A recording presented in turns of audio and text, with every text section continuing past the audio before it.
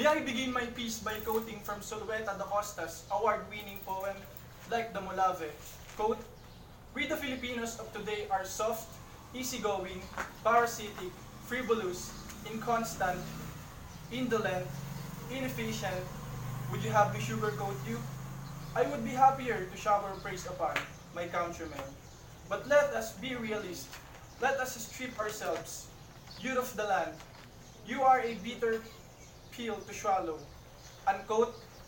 These were the words of a man who won the first Commonwealth Literary Award for poetry more than half a century ago.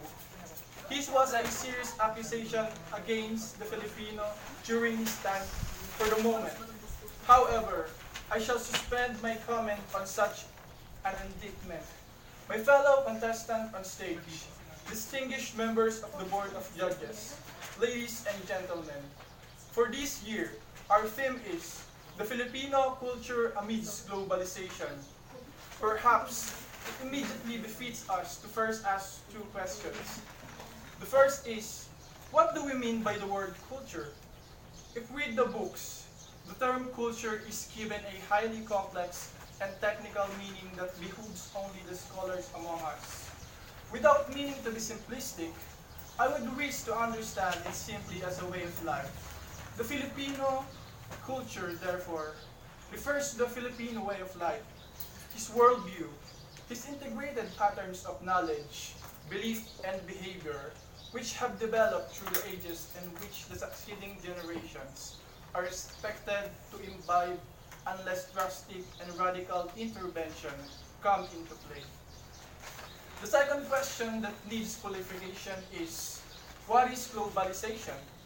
I shall attempt to answer this question by using a historical point of view.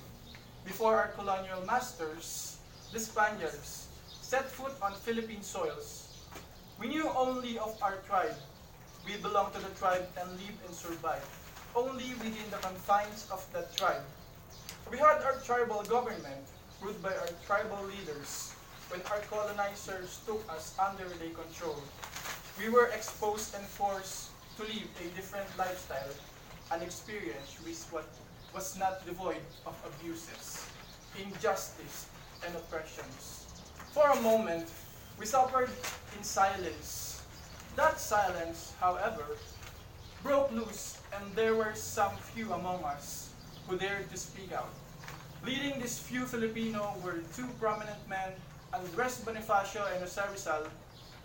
Until then, we found the important and immediate need to band together. We have realized that we had a common grievance against a common adversary. Our tribes, therefore, found the important and immediate need to band together and combine forces to find the enemy. In the end, a nation was formed. This was what we know today as the Filipino nation. From tribalism turned to nationalism. From tribal citizenship, we have turned to national citizenship. But today, there is more than a citizen of a country. We are now a living witness to what erstwhile was a reality only in the science fiction. We read in the past, I need to say more. You have cellular phones and you have the chance to talk and text message to the world from graphics and all that stuff. You access the internet and you have the world library in your hands. The world has become a village, a global village. It has shrunk to what probably used to be your tribe. Thanks and no thanks, the information highway through which global information have traveled in amazing speed. Today, we have become a global citizen too. Let me add in haste, though, that there is more to globalization than the mere speedy flow of information to and from our country. Ultimately, it is our survival as a nation, as a people, not only culturally but politically and economically as well, that we should address vis-a-vis the issue of globalization. Ladies and gentlemen, are we prepared for globalization? Does our culture allow us for globalization? What is culture as a people? Let us all together pause for a while and take a hard look at ourselves. Let me now take you back to that indictment so loudly raised by Da Costa. Are we the same Filipinos today whom he accused as bitter pills to swallow? Because we are soft, easygoing, parasitic, frivolous, inconstant, indolent, and inefficient. Is this still our way of life, our culture as a people? I find it objectionable to say yes, but I cannot say no because we seem to suffer from a cultural ambivalence.